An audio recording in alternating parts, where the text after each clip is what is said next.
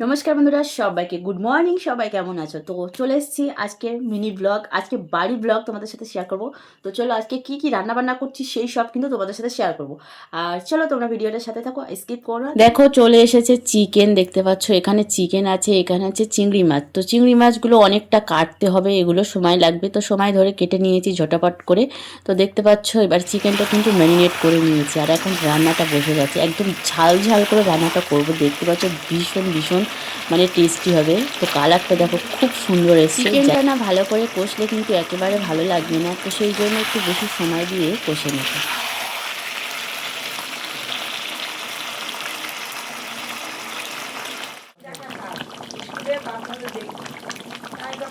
একদিকে চিকেন বসিয়ে দিয়েছি, আর একদিকে আছে কুমড়ো পুঁইশাক দিয়ে চিংড়ি মাছের চচ্চড়ি। তো এইটা আমার ফেভারিট, কি বলবো, তো আমি শাকসবজি খেতে খুবই ভালোবাসি, সেই জন্য এইটা আমার জন্য।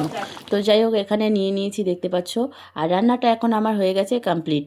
তো এখানে সব কিছু একেবারে রেডি করে নিয়েছি। এখানে আছে রাইস, তো রাইসটা কিন্তু বাড়ি আমার বরমশাইয়ের জন্য, আর আমার জন্য কিন্তু কি আছে সেটা তোমাদের সাথে চলো শেয়ার করব। দেখতে পাচ্ছ এখানে আজকের মেনু জাস্ট এটুকুই ছিল, আর আমার জন্য হচ্ছে রুটি, তো আমি রুটি খাবো।